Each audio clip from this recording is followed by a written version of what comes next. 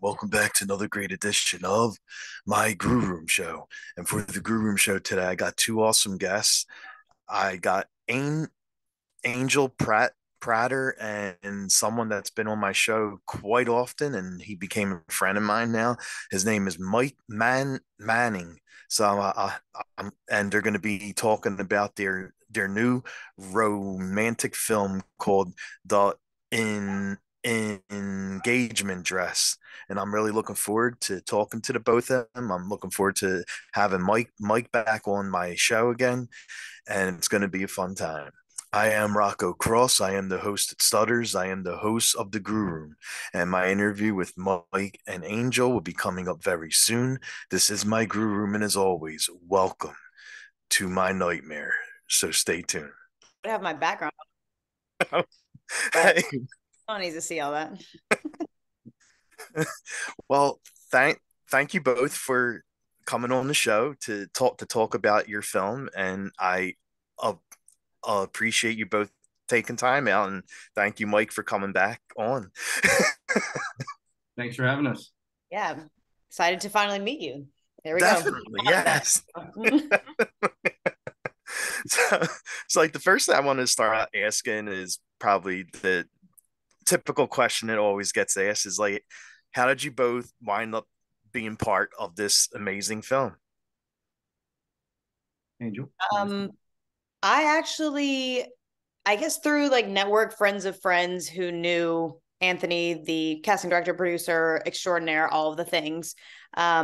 And I actually can't remember if I'd met him before, but basically just as a reference through friends, and ended up auditioning and waiting to hear about it as we do. And then I became Claudia.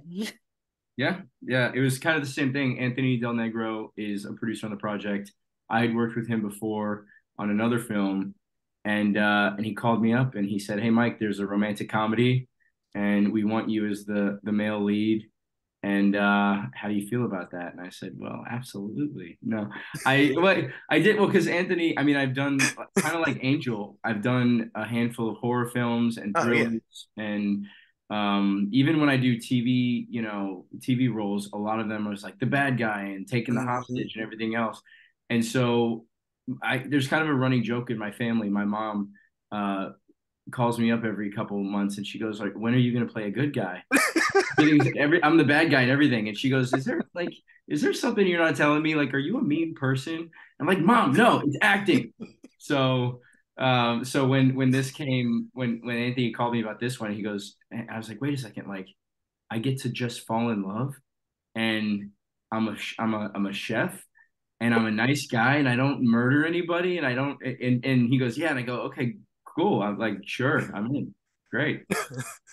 You know that's so funny. Like I mean, Mike, like you're like such a nice person, a sweet guy, and you always play like those villainous roles. Like it's crazy. What Yeah, I are don't you know. not telling us? What? What are you not telling us? I feel like you've been around me enough to know that if I was a sociopath, I think you would know it by now. Fair. That's true. Right. Yeah, Yeah, that's Okay, true. I'll give you that. thanks. So for anyone who don't know about the film, like whoever wants to say it, like can you tell us a little bit about what the film is? It don't matter who takes it. Yeah. I mean, it kind of reminds me a lot of, if anyone's seen Sisterhood of the Traveling Pants, except in the form of an engagement dress. So everyone, it miraculously fits everyone, and whoever wears it gets engaged in it, or so it's supposed to be. And it's the story of Claudia, the character that I play, wearing the engagement dress and it not necessarily going as planned. And then the story of falling out of love, falling into love, and what the engagement dress actually symbolizes or means. And you kind of see it all come together in the end, which is really special. Exactly. Yeah. Yeah. Are we doing, should we do spoilers? I mean, it's only been out for like a week now, so I mean, I it guess is we'll out, keep it so general in case anybody's going to watch it after this. okay. But it's really nice. I mean, like Angel said, it's about a group of friends, and they all think that they need to rely on this dress to make their dreams come true. And I think, without spoiling anything, by the end of the movie, they realize that the power is not in this dress. The power is in each other, and just being open to the universe and open to love and creating that space, and not trying to force anything. A lot of times, some of the best things that happen to us in life are not things that we plan out. They're things that the universe just brings us, sort of like right place, right time kind of thing.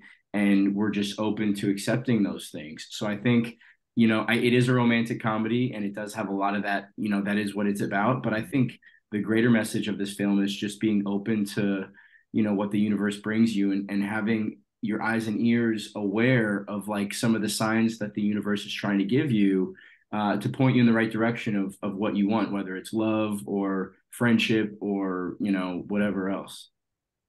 Wow, definitely, yeah. And how was it like for you both to work for Rachel? Rachel was great. We call her Onesie because she had like a different color onesie every single day. So she was Oh my rotating God, out. really? And we asked her, number one, they look fantastic on her, so we understand why. But Okay. we're like, why do you do that? She's like, because I have enough to think about. I don't want to have to think about what I'm going to wear every day. So she just wakes up, picks a different onesie, puts it on, and then goes to set. But Rachel's also an actress. And number one, I love working with female directors. Mhm. I've done it a bunch of times, and I have a great experience every time.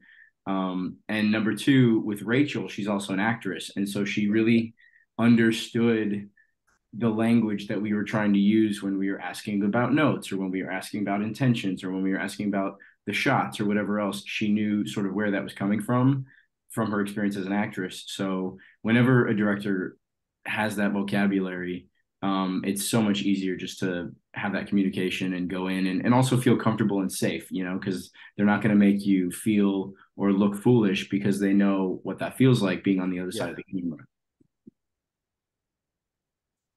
Yeah, no, she was absolutely amazing. And all things I agree going off of that. I think being in the role that I was in, having a female director was so special, not only just to be able to, see her in a role that I aspire to be in the future, but also just we had a lot of talks about who this character was and like self-worth and self-respect, all of these things as a female going through this. And then also the friendship of all four of us, all the girls. And so it was really nice to have a perspective from another female, because I was like, okay, you get this, you get these dynamics. And when Yeah. it wasn't authentic, she could tell, because she's like, I've been there, you've been there, and I see when it's not. And like you said, because she has an acting background, she was able to talk to us in a specific way, or just see what we individually needed as actors. Like I personally sometimes need physicality to get into a scene or a moment, and she just had such good intuition, and she was like, oh, I can tell that, and would lead me through exercises to get me into those places, which I was like, oh, I really appreciate that you were able to pick up on that without me saying anything. And that just is a testament to how much she cares about the project and the actors that she's working with. So it was great. And she's Nice. so stylish. We love her jumps. Yeah. Nice. That And was one of the rap gifts. We got together and we got her a onesie. Yeah. oh wait, really? Yeah. Yeah. We had to Oh, figure out what that's color she so did have. awesome. Yeah. Yeah, we actually snuck into her the hotel room. We Yeah. went through all of her laundry. We figured out the one color she didn't. No, I'm just kidding. That's weird. I was like, She, she's like, wait, what? We I did was like, what? That's not Really? normal. You don't do that to your you're director. like, that's how we get the best rap gifts. Yeah. Right, I always have to exactly. break into my director's house. What are you talking about? Well, hey, you have to figure out what color she likes, right? So, It was hard. It was Had really hard, actually. to. and as a fan watching the movie, like you can tell you both have like a great bond on screen. Like, and how did you wind up forming that bond on the set? Like did you used to go out a lot, hang out a lot? Like, how did you form that bond that you both have on screen? Yeah, I snuck into her apartment as well. Yeah. And then the rest was And history. the rest is history. No, that's right. Well, that's one way of forming a bond. We need to squash this rumor because it's gonna get bad here in a second. Yeah. Never happened. Yeah, no, once we both figured out we were in the cast, we decided to have lunch together. And it was kind of important right off the bat to have that chemistry and that comfortability with each other because, it's a love story and we need Yeah. to. And also, we're not only playing people that fall in love, but we're playing people that have known each other since childhood.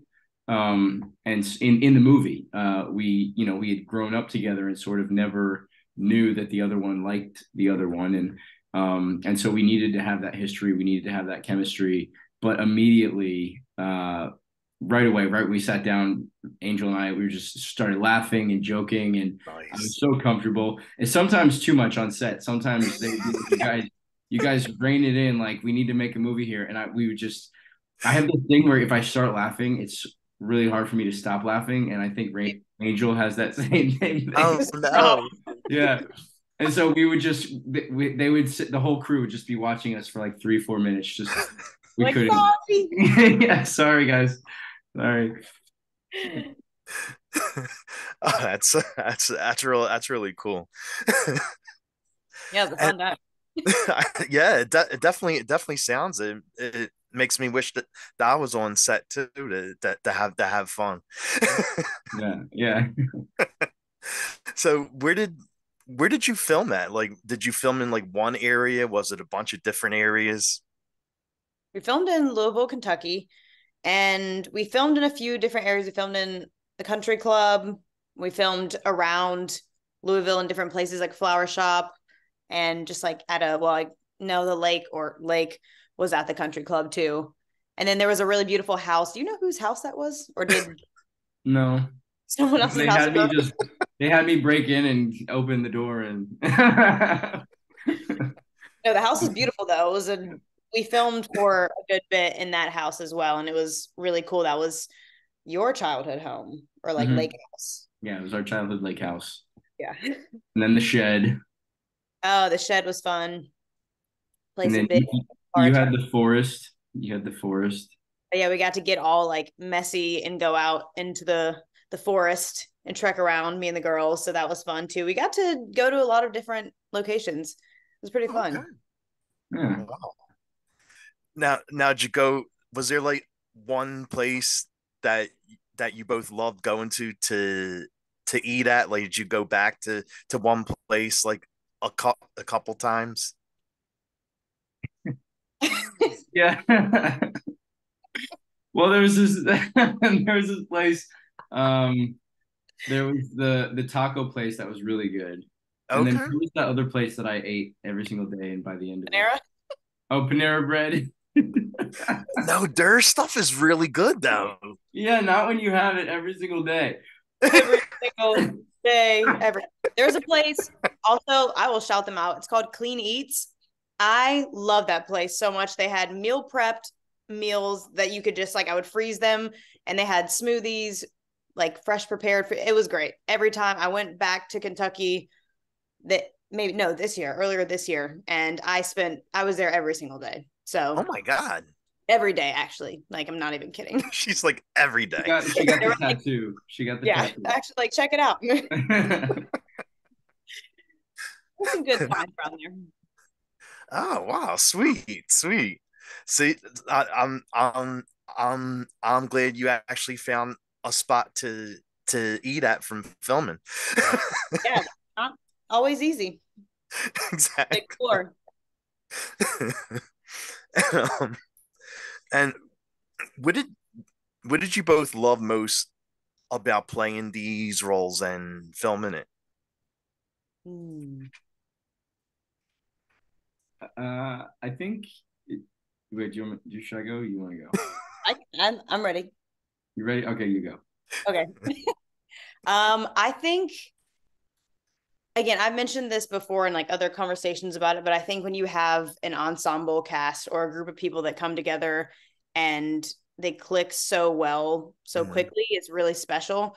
And like, I met Mike before we filmed, and then me and I think all the girls, we were on the same flight and we all sat next to each other. And so we got to have our bonding moment before then. And then I had other friends who were on it. So it was just really nice to be able to play in all these relationships, but also become really close with the people. Cause I always say it's like going to camp.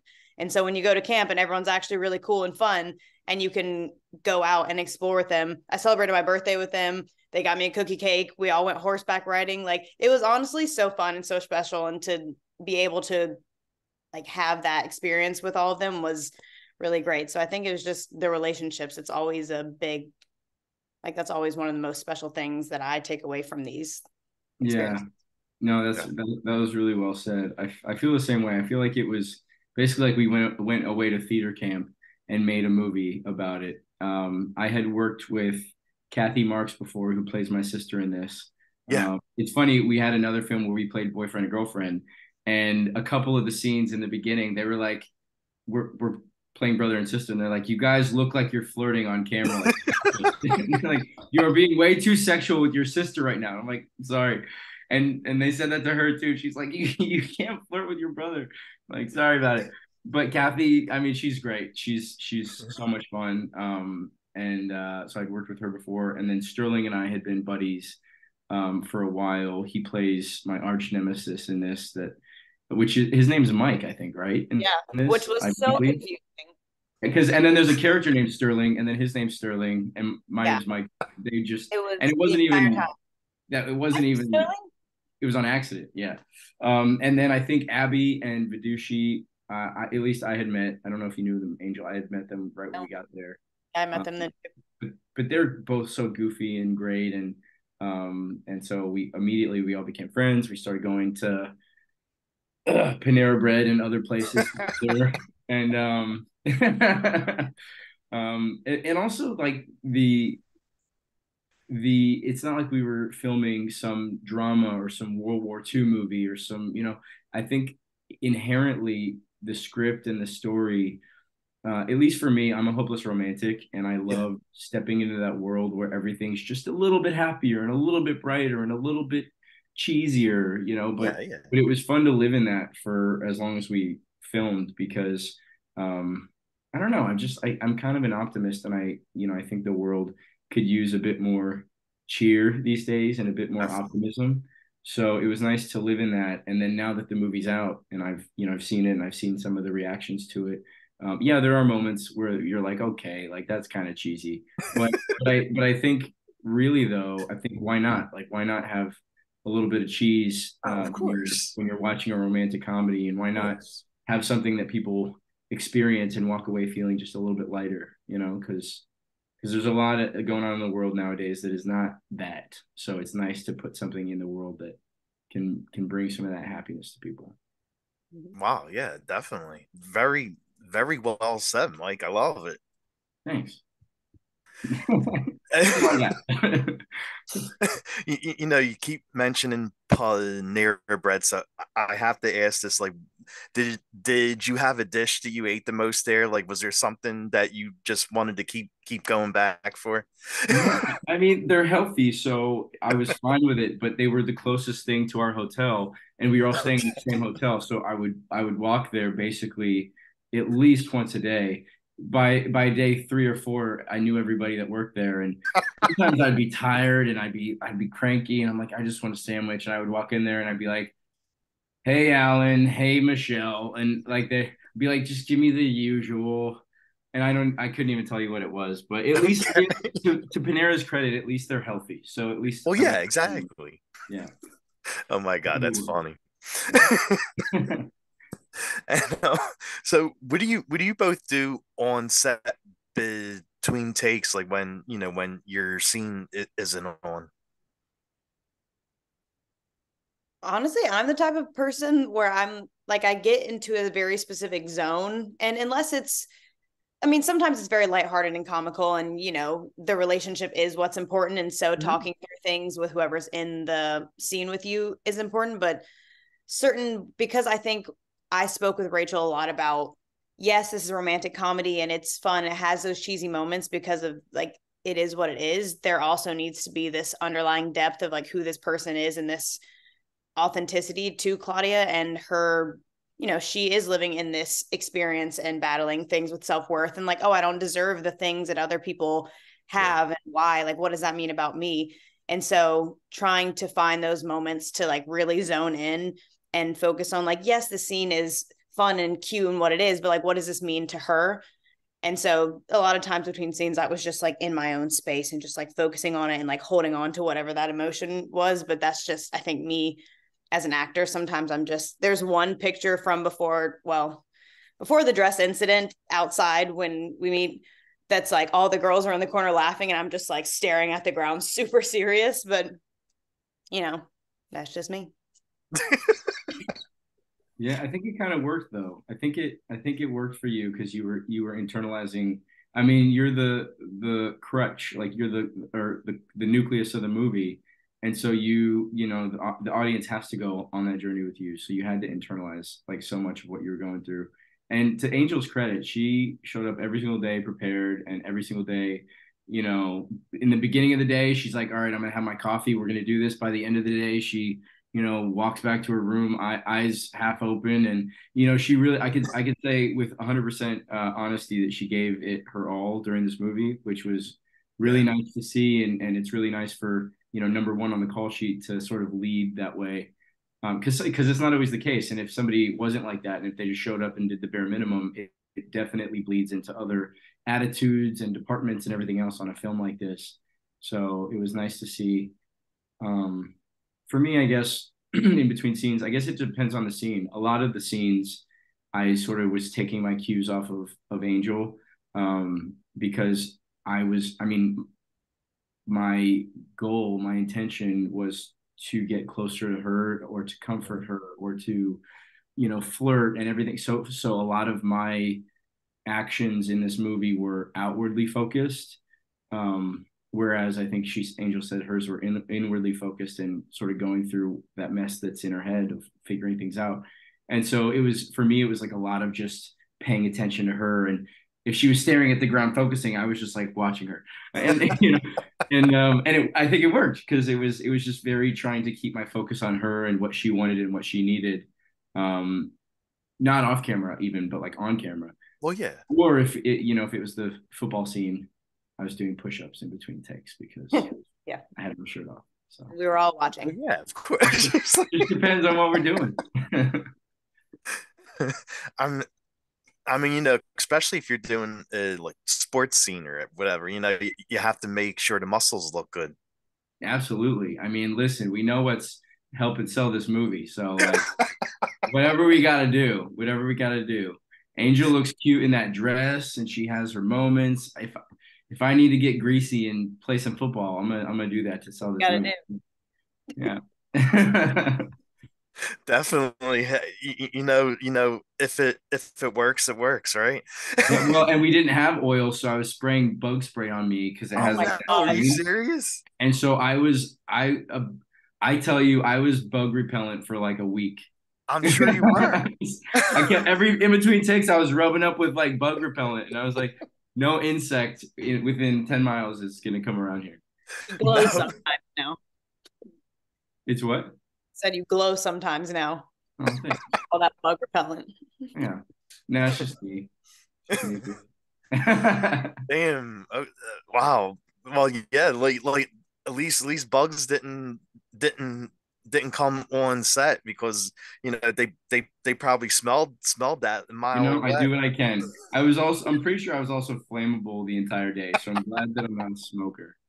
Yeah, it's a good thing no scene called for fire. Yeah. Going around the the end of you. Oh my God. Everything was great until Mike set himself on fire. Yeah, right, exactly. It'd be the first time. So was there any he said it's not the first time. Was was there any like funny or cool stories that happened on set that stand out to you the most to the both of you?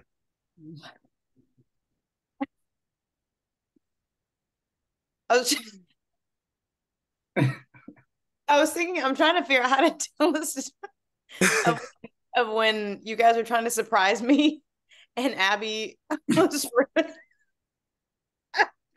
I don't think I can tell that though. Oh, you know what?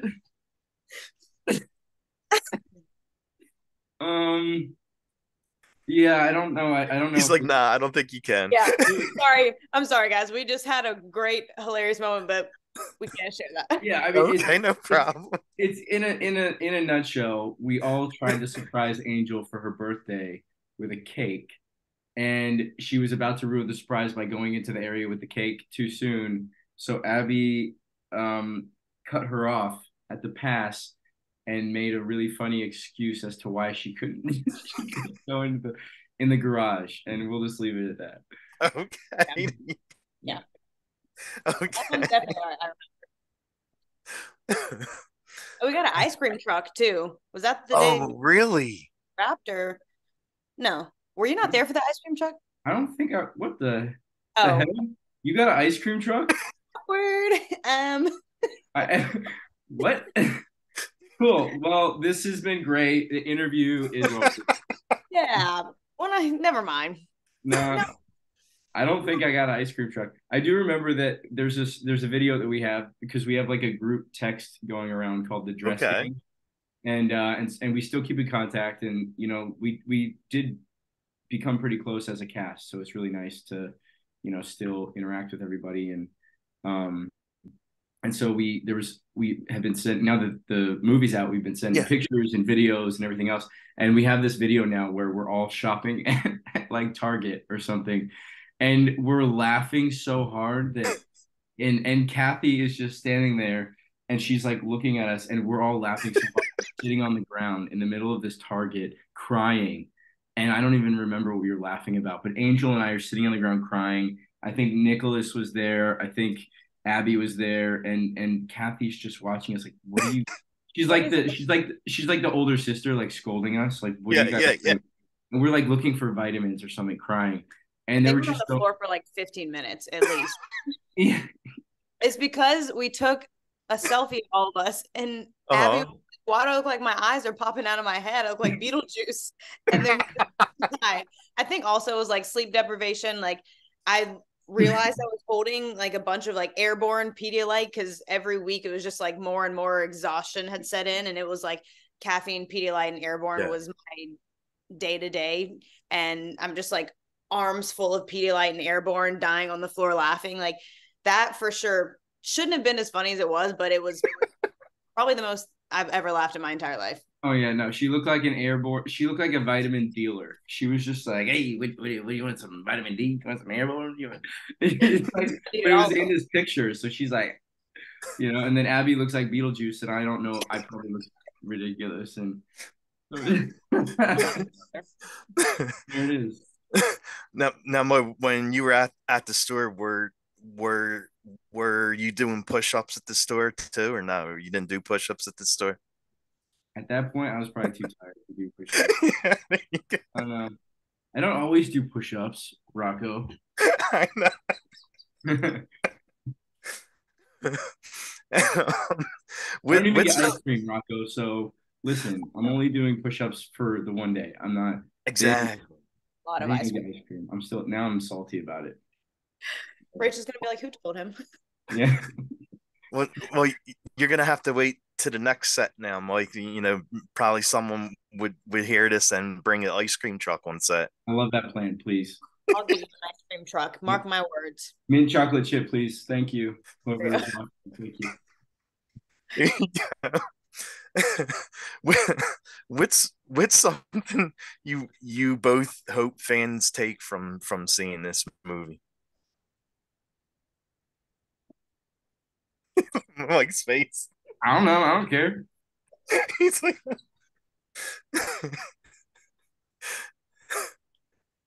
Well, this kind of piggybacks off of what you were talking about earlier, but basically this idea that sometimes we have such an idea of how things are supposed to work out, or we see it in other people, and I think we use that as the gauge of like, oh, this is how I should fall in love or be successful and all these things. And it's really easy to get down on yourself or judge yourself or think that you're not worthy of those things then when they don't happen exactly how you think they're going to. And I feel like I just want anyone who watches to be able to take away like, oh, if I just continue to like have hope and trust that like whatever I want in life is going to find me and I'm worthy of it and deserving of it, then I can trust that it's going to happen exactly how it's meant to. And that's going to be greater than I ever expected it to be. Yeah. Yeah. What she said. What she said. Okay. Like, well, yeah, it's basically what the film is like for anyone watching it. You know, it's about love. It's about falling in love. Sometimes you're searching for it, sometimes you're not. Sometimes it just falls to you. And yeah, like even as a guy, even like you said, as a guy, like you know, if you go searching for love, you want to find love, and sometimes it happens, sometimes it don't. But you know, love is great if you find that one person, special person, and that's basically what the film is like. You know, without giving too much away, of course, that you have to find that special person. You know. Yeah, yeah, yes. Find that special person and also trust that the universe is going to give that person to you when you're ready. And also that loving yourself is just as important as receiving love from other people. So many people, I think nowadays, I mean, probably throughout forever, you know, it's human nature, but we look to have other people, you know, whether like there are boyfriends, girlfriends, lovers, whatever, husbands, wives, to like fill a certain space. And sometimes we expect too much, and sometimes it's like us that we need to work on, and us that we need to find that what we're looking for in other places, in family and friends and ourselves, and then we're ready to receive love from another person. So I think that's, I don't know why it's not necessarily the message of the movie, but I feel Well, like yeah. now we're talking psychology, and that's how I feel. So there we go. Hey, you know, there. No, but joking aside, like Angel's character, she Yeah. she realizes that, like, she's not going to put on a dress and get proposed to right away, and even though it worked for her friends, it's not necessarily what was meant for her at the time, and she thinks that the dress isn't working when in reality she just wasn't seeing what the universe was putting right in front of her, and she wasn't ready, and that's what she discovers by the end of the movie, without giving anything away.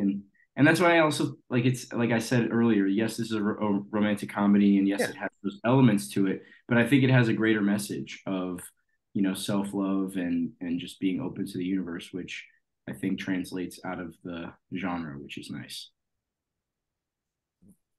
Again, very very well said, Mike. You know, there Push-ups. the people should start hiring you for motivation speaking. You know. I have like one great idea a week, so I would be very ineffective.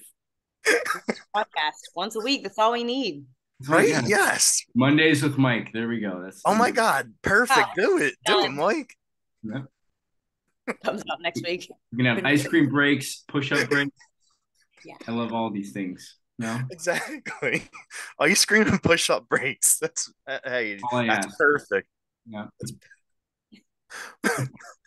Well, I don't want to hold you two up anymore.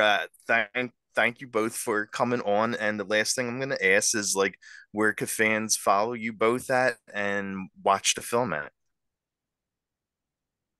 You can watch the film on Tubi. It is now streaming. And if you want to find me, you can follow me on Instagram at Angel Prater. That's really the only social media that I check and will respond to, but I will respond and talk to you. And I'd love to hear what people think. Yeah. I'm also at Angel Prater, so just